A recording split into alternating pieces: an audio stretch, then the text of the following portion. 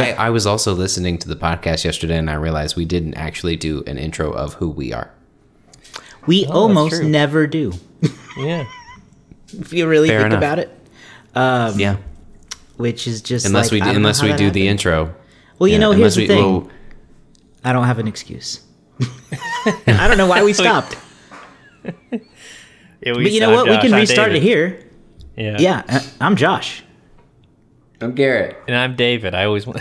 There we go. That's all of us. If this happens to be your first time listening, this is So Many Sequels. Hey, did you guys see Taylor Swift's going to the Super Bowl? Of course, I saw Taylor Swift's going to the Super Bowl. How about that? It's gonna be, well, I mean, if she can make it. She's also got a show in Japan the night before. Oh, she'll be there. So, can she get back in time? Tokyo to yes. Where's where Vegas? The hole that she jumps into her concert, it goes out on the other end at the Super Bowl. That's where it comes out at. Boom, boom. You know who else is going to be at the Super Bowl? Reba McEntire. That'll be fun. Is she doing the halftime show? No, she's doing the national anthem. Who is doing the halftime show? Who knows? Wow, this is super relevant. I haven't Look at actually how relevant heard. No, this still is today. I know.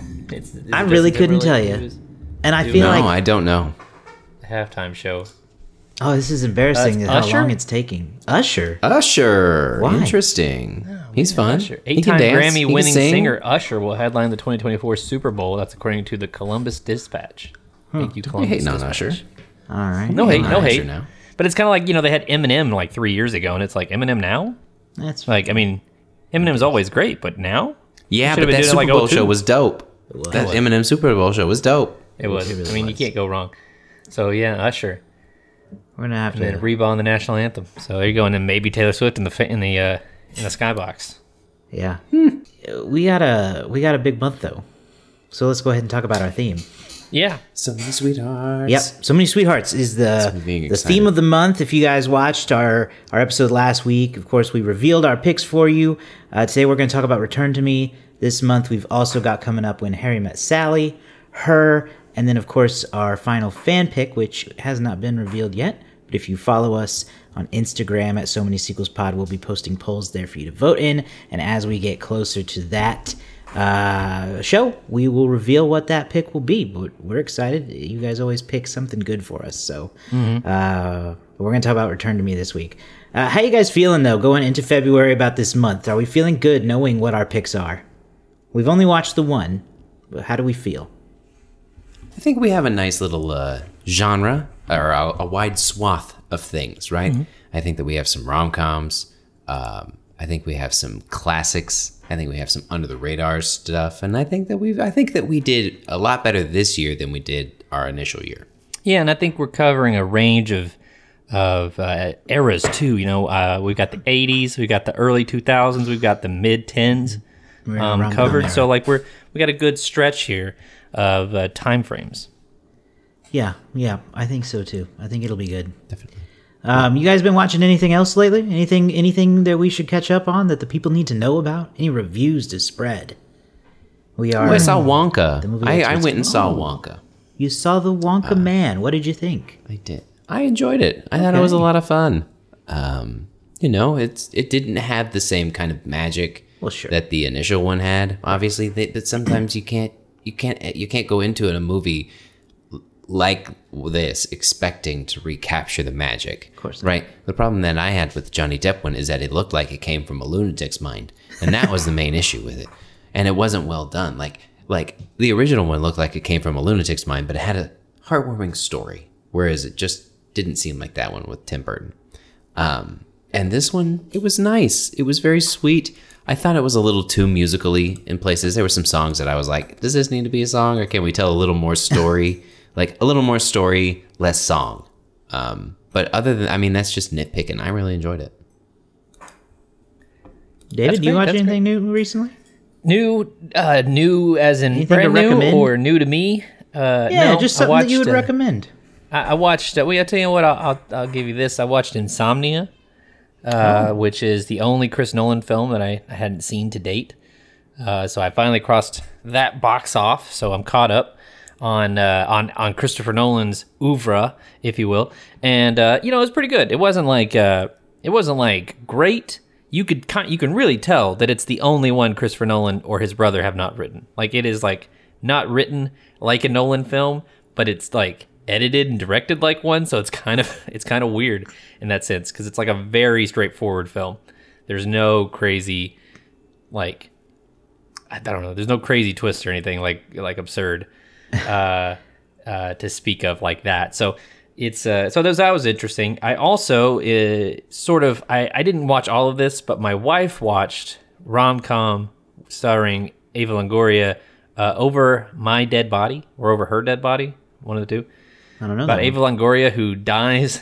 Well, I think she dies walking down the altar, and when her fiance starts dating again, her fiance played by Paul Rudd starts dating again, she haunts the new girlfriend. It's really bad, and I only saw probably awful. I only caught like maybe 20 minutes of it total. My wife watched the whole thing. She could give you a more thorough review. She said it was bad, but it unfortunately did make her laugh a couple times. So maybe some redeeming qualities there. I don't know, but it was not looking good for the parts I saw. Yeah, not for you.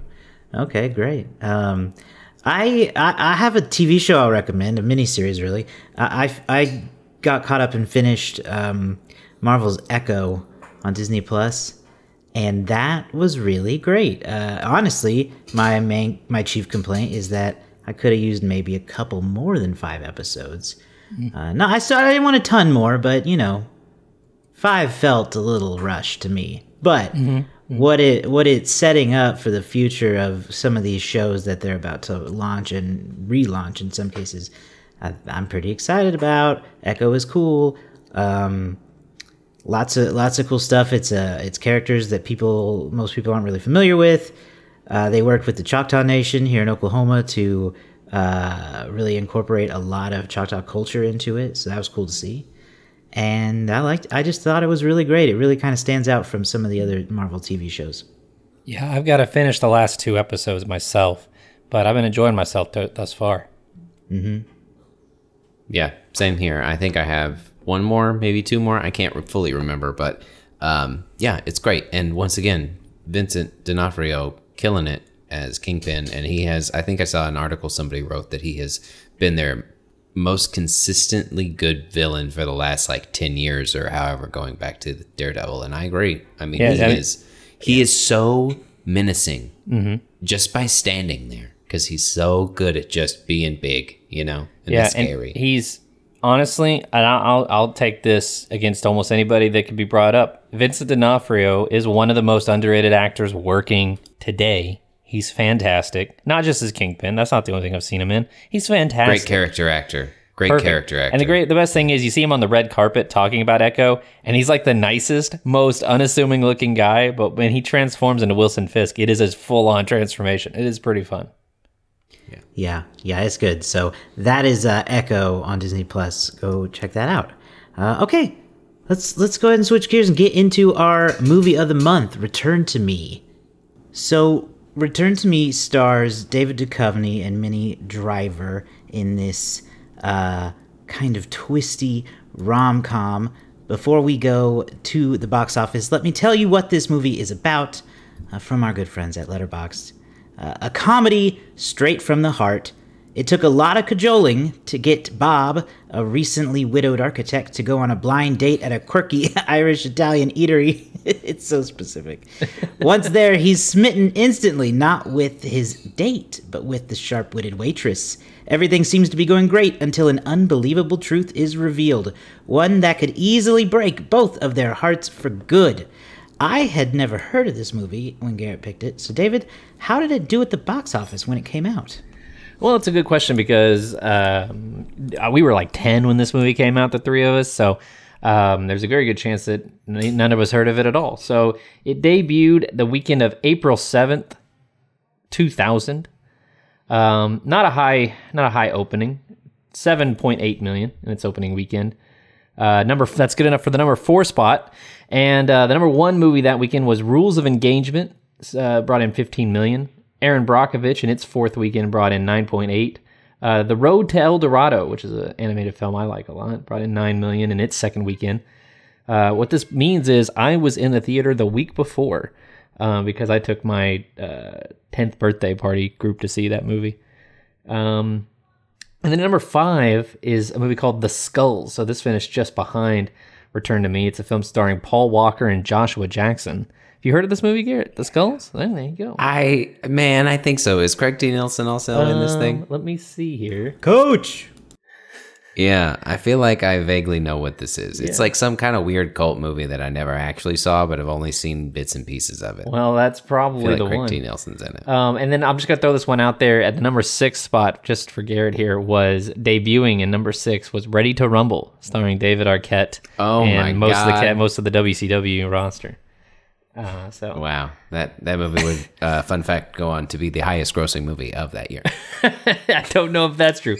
But so Return to Me would go on to make $32 million in the United States, another $3 million overseas for a worldwide total of $36.6 million. It was the number 78 movie of the year, just behind Dracula 2000 and just ahead of Proof of Life.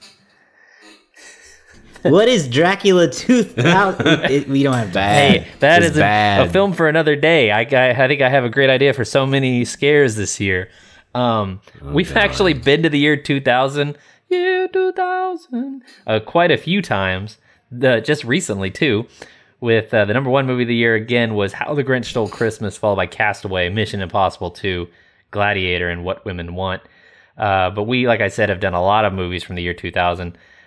Check out our So Many Sequels podcast page and our website. You can find all of those movies there. And then I'll just throw this out here as well. If you want to check this movie out, you can find it on Tubi with ads, Amazon Prime. You can also rent it if you want to be that kind of supporting person. Finally, I just want to add that the movie had a budget of $24 million, so it did make back its budget, but I'm going to guess it didn't do quite well enough to wow most of the studios. Return to Me 2 wasn't Greenlight. No, Return to Me this time. No, I can't. This time it's the spleen. No, okay. So I think we got to ask ourselves right off the bat, because we're going to talk about the story of this film. It is 24 years old, 25 years old. Are we going to spoil it right out the gate? That's fine, right? Yeah. Yeah. Okay, I don't know how you could talk about it without really talking about the crux of the whole thing. Just had to address it. So, Garrett, I can't remember if you said this off mic or if it was in the show, but you kind of brought this up as being related to the more recent film Last Christmas, which is a weird adaptation of that Wham song. And I see now where that comparison came into play. So this movie, let's just go ahead and talk about it. The twist is that early on in the movie, this is not a spoiler, David Duchovny's wife dies in a car crash, and yada yada yada donates her heart to a random person in the donor program. Yada yada yada. They meet by circumstance, by coincidence, and fall in love, and it was his dead wife's heart that brought them together. Okay, right? Do we agree on that? That's the plot. Yes. Yeah. Okay. Yeah. Well, how do we feel about that as a twist? Well, and as a plot device and all that. David. How did we like it? Yeah, you go first, Garrett. It's your movie. Yeah, sure. So this, for me, I feel like, oh God, one of the things that any romantic movie trope runs into is that that somehow people are going to end up together in one way, shape, or form, right? You just know that. And so for me, it's not necessarily about, have I seen this, compare it to other movies? It's really just kind of like, how did I feel like this individual love story went? I'm not looking at it compared to other movies. I'm looking at this specific situation. And I think that you kind of knew what was going to happen at 10 minutes into the movie. But it was really about the journey that got you there for me. And I really appreciated the thought that went into that journey. because this for me felt like a movie of like healthy relationships all around in the middle of a tragic situation. And that was kind of a really nice, refreshing thing to see. So I really liked what they did with the story in this, even if it is kind of a trope where you know it's going to go, and that can run into a bit of a cheesy aspect, if you will, in certain situations. But I also think that this movie did a good job of handling what could have been cheesy with well thought out characters. So overall, I thought it was really good. Yeah, I wish that it's not really a twist, really, because I mean it's kind of like it's established to start the film what the stakes are here, what the scenario is here, and as the relationship develops, I think you buy it. It makes sense. I mean, it's highly coincidental, but it makes sense, and these are two very likable people, and they have a natural attraction to each other, and so the film works. I mean, I think there was always a goal with romantic comedies to kind of find some sort of hook. And the hook here is that, this is his, dead wife's heart that's, that has been donated to this woman. And, you can either reject that out hand or you can just buy in and just see where it takes you. Personally, I was when I read the synopsis the other week when Garrett picked it, I was kind of unsure. I was like, that sounds kind of cheesy. But in actually watching the film, I thought it was a pretty, decent film. I thought it presented the idea pretty well. We'll get into sort of my criticisms of it here as we move through, but strictly on the story basis, I think it's a pretty decent story that's kind of elevated by the performances and elevated by the writing. But if you remove a lot of those elements, it doesn't do anything to really stand out outside of that. Yeah, I like the heart as a device to bring them together. It felt a little weird at times. Where it differs from Last Christmas is she's more in love with a ghost in that movie, and in this one, Minnie Driver's very real. She just has the transplanted heart of David Duchovny's wife. So this is very interesting. I thought I kind of wish they'd gone deeper with that and shown a little more. One of my main criticisms with the movie is I felt like parts of it weren't very clear to me.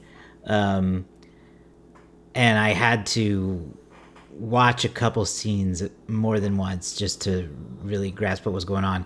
So that said, I liked the premise a lot. I thought it was really interesting and clever. I don't know if that is something that's done a lot. These are the two movies I've seen it done in, so it's cool in that regard.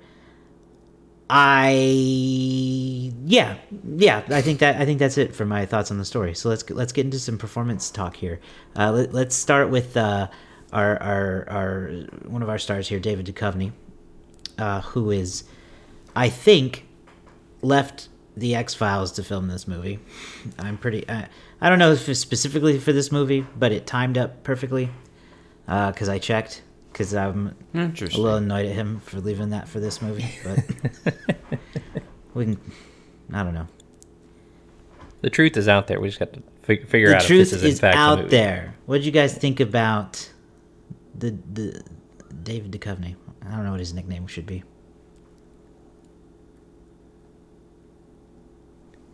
Go ahead, David.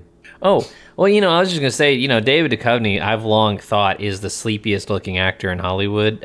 He always looks like, David Duchovny's face always looks like they told him he was going to have the day off. Like, he just kind of always seems like he's not totally invested. But in this movie, which I've never seen before, I kind of got it. He was a really nice, charming guy throughout most of this film. And when, they kind of have their meet cute, I was like, oh yeah, I get it. David Duchovny's a pretty handsome young guy. He's getting along well with her grandpa and stuff. He seems like a cool dude. And even when he was with his wife in the beginning, I thought that their relationship seemed so believable that like I was really heartbroken for him when his wife dies, and they have that long shot of him just at the hospital door, you know, when they have Return to Me, the song playing in the background, I was like, you know what, David Duchovny's really kind of like, you know, I think he's bringing it a little bit here in this sort of forgotten rom-com. So, you know, I give high praise to David in this movie. Fellow David out there. Did well. I think that he brings an authenticity to these kinds of roles because he's not you know, you don't look at him and think, oh, he's the typical leading man in these romantic comedies that you see. And so I think it's kind of, especially people knowing him from the X-Files, I think it's really something different. But like David, for me, I didn't really watch the X-Files much. I watched David Duchovny in Evolution, and that man is charming and witty and ridiculous in that movie, right? And so like for me, seeing him in this, he is such a good actor, and he just brings this homeliness, like this, I don't know, this level of authenticity, like I said, to this role, which is why you feel for him whenever he loses his wife, which is why you kind of feel for him whenever he's going through that journey. He just is so relatable. At least I find him as an actor in this movie. I think he did a really good job. We gotta find an excuse to do Evolution for the podcast. That's anytime. That's a singular film right there. I really like David Duchovny. I'm the X-Files person on the panel today. And I actually felt like he was... I felt like his charm was subdued a little bit in this movie. I felt like he should have been a little more charming. I don't know. Maybe it's just because I know he can be so much more, and maybe the character just didn't call for that, and I just wanted it. That could be it. Because it's not like it was bad. I just kind of was going along here thinking, for the type of rom-com this is, I'm not very head over heels in love with him, or you know, anything. It's okay. He could take it, whatever. I don't know. He has his moments where he's really good. Like I really liked. I like the back and forth when she slaps his face. I like when he goes, "You had a sex dream about me." So he's got some funny moments, but for the most part, I was kind of like, "Come on, David, turn up the charm a little bit." I know you got more than that. And we'll get into that. He's also here. going through a lot of grief. You know, he is going through a lot of grief, and he takes it out on that poor dog. Well, you know what? I'll say it. Why don't you eat like a normal person? He's really upset. He got. I think that an issue with the movie is that we can talk about this as we move into Minnie Driver, but a lot of the romantic scenarios for this movie is sort of like you're viewing it like almost through the lens of like everybody else in their in their lives. Like we don't spend as much time with just the two of them as we do. Like we'll see how Carol O'Connor feels, how Robert Lozier feels, and we'll see how David Alan Grier feels about these like watching them from the outside. And it kind of, so like, yeah, there's not a ton for Duchovny to do, or it's not a lot is called on him at times, because like they'll be like having a nice date. No, we got to pan over here and watch Carol O'Connor dance to, you know, Frank Sinatra while they're having their moment outside. So like it was kind of like it wasn't entirely focused on them enough. Anyway, let's talk about Minnie Driver though. Yeah, how did Minnie Driver do as the girl with the dead wife's heart? I felt like go ahead. So I like Minnie Driver a lot. She's great in the movie. She actually does have. I thought she was the more charming of the two. Agreed. I guess I felt like the character again. Maybe I just have more issues with the characters than the performances. I felt like she didn't need to be so reserved and so pulled back about this procedure, but she delivered the performance well. And I thought she was just really fun as the waitress too. Their scene where they meet in the double date scene was my favorite part of the movie, because that was another really charming moment for David Duchovny, but for Minnie Driver as well. Just them flirting over his awful, horrible person of the date. Yeah. Which I don't know if you all read my notes, but I put in there that if either of you or any of my friends did that to me, I would disown you. don't make your friend go on a double date with someone so wretched. She was so rude. It was unbelievable. And but honestly, the way she was written rude, it had me laughing because it was she's so annoying, and just the look on David's face, the look on Minnie's face, they're both just like eyeballing each other like, can you believe this? This is who I'm sent next to. But Minnie Driver is great in it, and I really loved seeing how she handled the emotions of dealing with her side of discovering that Rob is the donor's husband, and finding the letter and all that stuff. So she did a really great job. What did you think, Garrett? I'm trying to find my notes about that specific scene, because I said something about how that scene could be really cheesy, the double date scene, Josh, because it's that meet cute scene, right? And especially with the trope of the heart, and we know as an audience, but they don't know, and the whole thing could be done in such it could feel really cheesy, but I think I said that bitch is so annoying, and that you hate her so much that it takes away from the cheese. And for me, that was such a well thought out moment, because you just focus on like, oh my God. And that makes their like charm and that interaction of that scene a lot, for me, I found it a lot more charming and more exciting. And yeah, I think Minnie Driver was fantastic in this movie. She drove the film. I think she needed to be, do what? You're muted.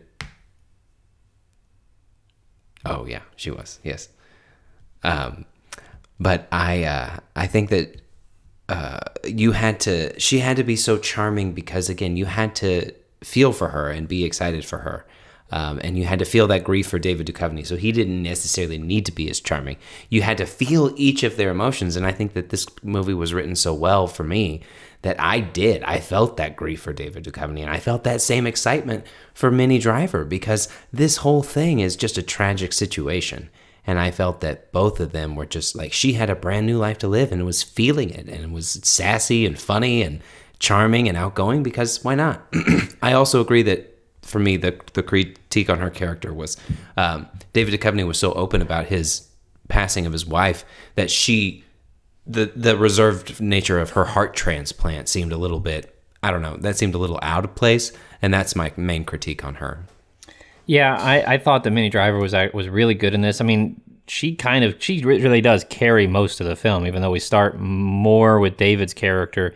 You get to see the other side of this donor situation. You know immediately how hard this last year has probably been for Bob and his life without his wife. That kind of is, there's a shorthand to that. People know that kind of pain. But you get to see that, like, just because she survived and she got this heart transplant doesn't mean that her like life is fixed. Like, she still has a sense of being broken, and how everybody who finds out about her heart transplant treats her like she's about to die again, and the self-consciousness she has about her scar, and the nervousness she has just to try to meet someone, and I thought she carried that really well. We'll talk in a few more scenes here later, but when she does find the letter that she sent to, anonymously to David Duchovny, not knowing it was his character, not knowing it was Bob, when she finds it, I thought she sold that moment really well. That said, I'll talk about here in just a minute. I really do want to talk about that plot point of the movie, because I have some thoughts. But Minnie, I think, did a really great job, and I think her interplay with Bonnie Hunt, who's directing herself in this movie, was great as well. I thought that Bonnie was really funny as married friend, and Minnie seemed like they had a genuine friendship together. I'm sure that Bonnie Hunt created a really inviting set, and that plays into the film. At least that's what I hope. I don't know, wasn't there, but I just imagine that being the case. What did you guys feel about the rest of the characters that we had? I mean, for me, this was such a well-cast movie with home run hitters from A to B. Mm-hmm. Did anybody really stand out for y'all? It's a pretty all-star cast. I mean, I do want to say, I wanted to bring up David Alan Grier real quick, because this is another one where it's like, no knock on his performance, But man, what a bad wingman. At no point does he actually come in clutch for well, you know what I mean? Except for he was trying in his own way. He didn't know, but he was trying. You know, he is that character in the rom-com of the wingman who kind of like is just like the goofy on the side. Now, I don't know this for sure. You know, the opening where he works at the zoo with his wife, and when the accident happens, David Alan Grier as a good friend. He drives David Duchovny home. He says, "Hey, I'm gonna stay here with you tonight," and then Dave says, "No." He says, "I'll go pick up your parents for you. So one less thing for you to have to worry about." Seems like a really good friend, and I wonder if a year later, as he's trying to help him move on, I wonder if he was more the wife's friend, and now there's he's trying to out of a sense of duty and respect for his old friend, trying to help out the husband still, because. For him to have, he knew his wife. Why would he think his wife would want to be with that other chick that was on that double date? She was nothing like his wife. That's what I'm saying. It's like he didn't know his friend at all. Yeah. So I mean, that was a little bit strange, and it's almost like they had a second friend that was supposed to be, and they, for whatever reason, they cut that, and they're like, we'll just have David Alan Grier's character do both of these things, because it was so different than the guy they introduced at the beginning of the movie, who seemed like a very thoughtful friend. But anyway, David Alan Grier, though, you can't ever go wrong. We praised him a lot when we watched Jumanji because of just how hilarious he was in that movie. David Alan Grier's always a king. Always a king. I loved Carroll O'Connor. For me, I've always loved Carroll O'Connor. I think that he is an amazing actor in general. I think that he makes you feel his characters. You can say, Archie Bunker is famous and legendary for a reason, is because he made you feel a certain way. And for me, I think that he brought such a level-headed, like earnest kind of character to this. And honestly, I don't know why, but he's always also reminded me of my papa. They always kind of look the same. They were like short little turtles, and they had little shaved heads. And my papa always had those old man khakis and the striped shirt and that same kind of like beige jacket. And every time in the hospital scene, I'm like, Papa. Yeah. And, so, and he's just so sweet and funny. And, this whole old man gang. I tell you what, there's a trope in rom-coms of like a gag of females like characters, right? Man, these old men right here, loved them more. Please give me more of that, because they for me, oh man, they were like Arthur in The Holiday. Yeah, it gave me Ghosts of Podcast Future vibes, as just a couple of old men sitting around talking about the only three things they know how to talk about. They're like baseball, singers, and polka. That's all they do. And I was like, they just put microphones in front of these fools, and they've got a podcast right there. Oh yeah. I loved. There's a brief little throwaway bit where they invite Bob to play poker with them, and he's like, "Do you play?" And he's like, "No." And they're like, "You got money?" And you're in. All right. And so a little bit later, there's just this little throwaway line where David goes, "I don't play much, but I think all these picture cards are pretty good." And they're all like, "Ah!" And they all throw their decks in. That's fun stuff. It's Carroll O'Connor's final film, actually, before he died in 2001. So this is his last theatrical performance. Nobody wants to give this shout out, but I will. Jim Belushi, was actually pretty darn funny in this at times. I said he was great as the caveman of men. He was. He certainly was that. He was full on Tim Taylor mode in this movie.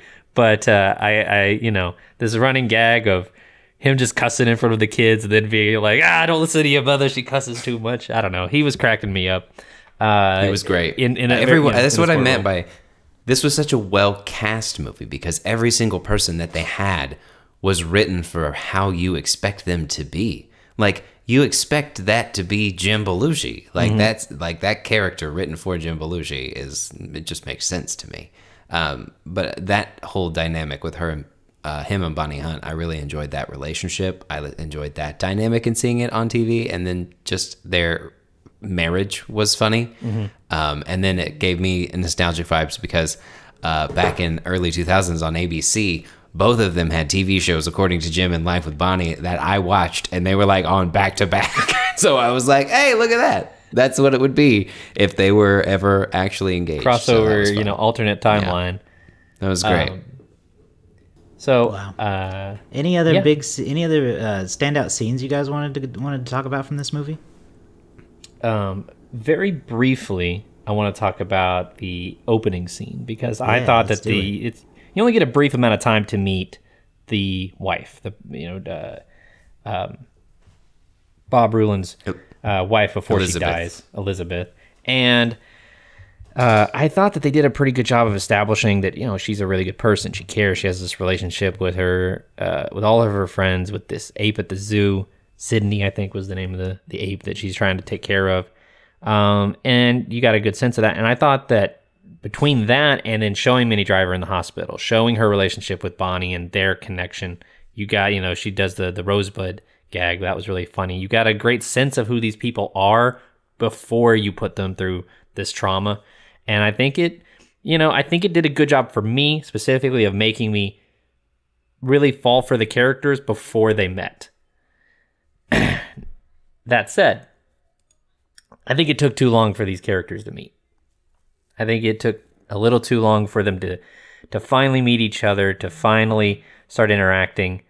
And then comes sort of the swivel point of a romantic comedy, the point where like the other shoe drops, the information is revealed, they find out about the bet, whatever it is, And I kind of thought that with how great their relationship was going, finding out that he's the donor family, or that his wife was the donor for your heart, I just didn't feel like it would matter by that point in the relationship. I didn't buy that as a big issue. If they had found out on the first date, then it'd be like, oh, this is kind of weird. But like they've been going out for a good while. I feel like they'd just be like, well, that's a weird coincidence, but I really like you, and I might love you. I think you mean the overall plot point of the movie, right? Yeah, I may have accidentally transitioned into full on. I think it's more just, and for me, I take it as like it would be so overwhelming. Like, could you imagine? I mean, I think that sense of overwhelming, and I mean, essentially, that's what it comes. I mean, that's what happens. Is he realizes that's the situation, but I don't think it's out of the world for him to. I kind of thought that it was a bit of an overreaction too, but then you take all of that in. What in the world? What kind of percentage would that be? What in the world kind of percentage would that be? That'd be some kind of crazy thing where you'd be like, I just need to process what is happening. And I get processing it, but like he like leaves, she leaves immediately after finding out, and then she like flies to Rome. Like it's such a there's processing, and then there's leaving the country. So it was. I made a note that it was very dramatic to run off to Italy, but it set up perfectly. She already had the ticket though. She was going to paint. Yeah, she was going to paint. Yeah, true, like but still. She'd never been able to fly because of the heart thing. She was so excited. Her grandpa, overprotective Carol O'Connor. Right. Like it's a crazy coincidence. It has there's some interesting drama to it, and it's an interesting thought experiment. Like, what would you do? But I just kind of felt like they were so close by that point that just this all of a sudden, like, I feel so like what do you feel betrayed? Do you feel like you like? And she wasn't lying to you. She just found out the night before. So I mean, it was just, and also it's just too deep into the movie. It was like they didn't go on their first date until an hour and 7 minutes into the movie of a 1 hour and 51-minute film. The end is rushed. It's so rushed. Their whole relationship is 40 minutes. Yeah, the end is rushed. So you're waiting for that shoe to drop for them to figure it out, for them to find out, because you've known the whole time that that's the case. So it just kind of felt like by the time they both found out, you were like, is this really a problem? I don't know. I appreciate it, but I think the rushed nature of the relationship just kind of undermines the dramatic weight of it for me. But that may be, but I think your mileage may vary with this film. All right. Well, let's go ahead and wrap up here with our final thoughts on Return to Me. looks like we have a wide range of thoughts and opinions on different aspects of it. I gotta say that for me, I don't think I'm gonna find it terribly memorable. It's definitely enjoyable at points, but I do think that Last Christmas Came Along, it did it a little better. I liked that one a little more. Parts of this weren't totally clear to me, and that kind of ties into what we talked about just now with the timing of the finding out, the coincidence, all that stuff. But overall, it's pretty good. I think it could have been a little more comedic. Sometimes it felt like it was too heavy for a movie where the poster literally says, "A comedy straight from the heart." And I was like, it's awfully sad, though, isn't it? Yeah. So a few things hold it back for me, and that's why I'm going to give it a 2.5. Oh, 2.5. Wow, okay. Not all the way similar. I do think that it's a fairly nice film. I think that if you were trying to give an instruction on... If you were trying to teach somebody the structure of a rom-com, this would be an all-right film to showcase.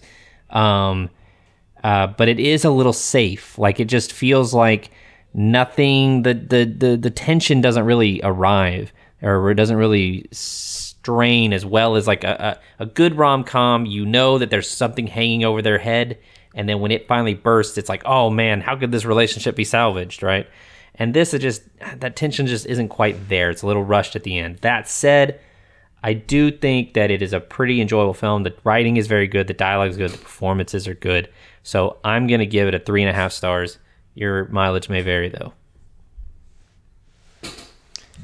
I think this is interesting because I think the marketing, if the movie is trying to play this as a rom-com, I think that's bad marketing. I don't find this movie as a rom-com, and I didn't see it that way. And so for me, I look at this as, and we didn't talk about it, but like I think Bonnie Hunt thought and put a lot of work into crafting a movie like this, where each character is specifically thought out, each beat of this movie is specifically thought out. I thought that she put a lot of care into the way that she crafted them, and to me, it's not a rom-com. It is a drama. But it's a heartfelt one. There is a lot of empathy, there is a lot of care, and there is a lot of like authenticity that is put into all of these characters and this specific feeling. And so for me, that's what really stood out. And I think each person really delivered on that. And so I didn't lean into the cheesy aspect of this of like burp, burp, burp, burp, burp, heart switch. I didn't think that was a good way to go for it. And so for me, I gave this a 4-star movie because of everything that she put into it and the characters that they delivered and the story that she was trying to tell. I'm not seeing this as a humorous movie. This is a really heartfelt, like romantic movie. Mm-hmm. It is. This is like one of those novels that they used to have at Albertsons in the back. You know, with the hunky chest kind of a thing, with a little bit, but like with more emotion. Like they're not going for rom-com. They're going for like a romance. Yeah, it is more of a rom-dram. It's a romantic drama. And it is, but it has funny elements. It has some funny characters. But a lot of the humor is very character-based as opposed to gag-based or anything like that. So I mean, that's a fair assertion. I think it was a very interesting one to start with too, because none of us had ever seen it.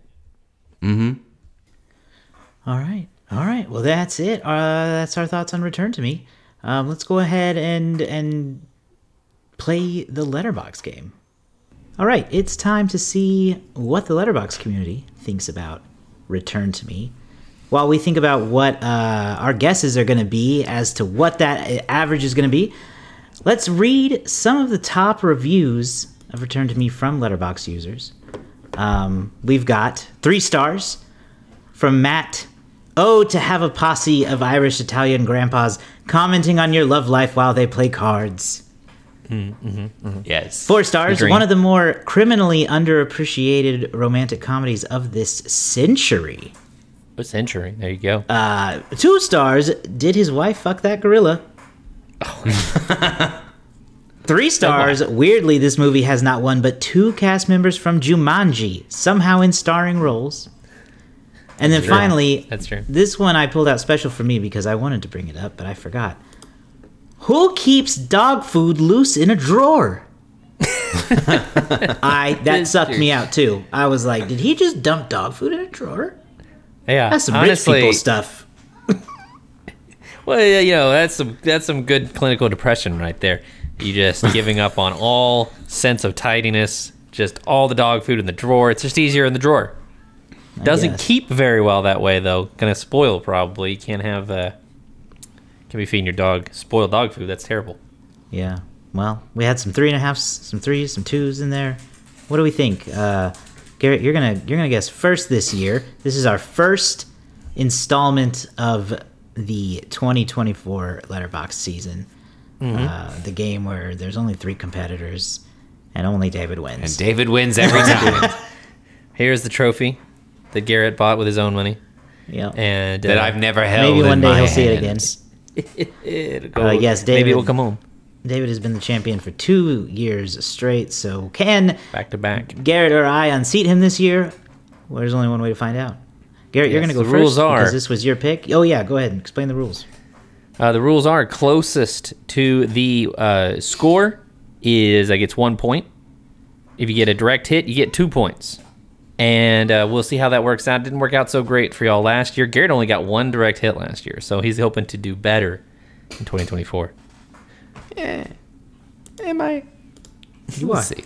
You keep low expectations. You're happy. You're excited whenever you exceed them. That's the way that works. Yes, I think that we were pretty spread out. Mm-hmm. I think that the Letterboxd community is going to be pretty spread out. I think they're going to find it pretty in general. I think it's going to be like 3.3. Okay. That's a good range. David opted Garrett, to go Josh? last as our reigning champion, so I feel like you picked a really good spot there, but I certainly don't want to go higher. I gotta say, so I'm gonna undercut you a little bit though and go down to a 3 even. 3 even. Yeah. Well, you guys are right.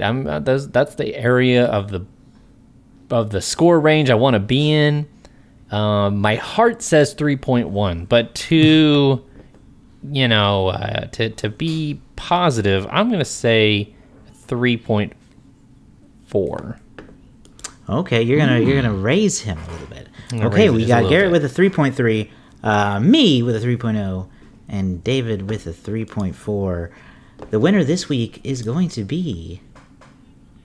Oh my goodness, we have a direct hit right out the gate, and it is for Garrett. This movie is a 3.3. He's back with a vengeance. 3.3 on Letterboxd. For Return to Me. A great Speak hit. to me. Yeah. Speak to me. There you go. And that's a direct hit for Garrett. He's on the board, 2 points. Me and Josh now behind with 0. So we'll have to try to catch Garrett the whole rest of the year. Very exciting. Hey, I will say this is actually the first year, like the first full year with the direct hit feature. We did that as a handicap to David because he kept winning, Right. Yep. and then it wasn't close, so we had to make it. We had to do some adjustments, like baseball. Baseball made some adjustments. They made it better. We made some adjustments. We've made it better. The winner next week goes last.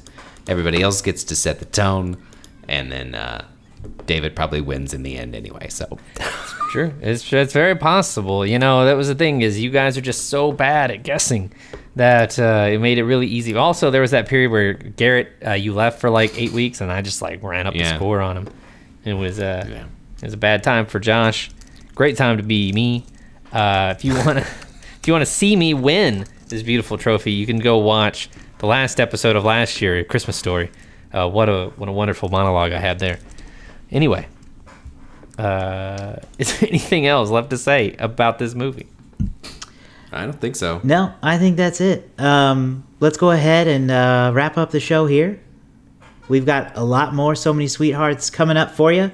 Next week, we're going to do my pick, which is Her, Joaquin Phoenix and Scarlett Johansson. You might be thinking, that's kind of weird. It was in 2013, and now it's eerily realistic. So we're going to get into that. I'm kind of excited to revisit it with all the AI chatbot friends that exist now and see just how much Spike Jonze got right of that. So I'm really excited for Her. Let me see real quick, actually, if that is streaming somewhere. Yes, so you can watch her on Max. So check that out if you want to catch up with us and watch it before we drop that episode. We also have When Harry Met Sally coming up, and then of course we will wrap up with our fan pick of the month. Be sure you follow us on Instagram so you can vote for that. We are also on TikTok and Threads at So Many Sequels Pod. Be sure to subscribe to our YouTube channel to get video episodes and to our podcast feed to get those delivered straight to your phone whenever they're available.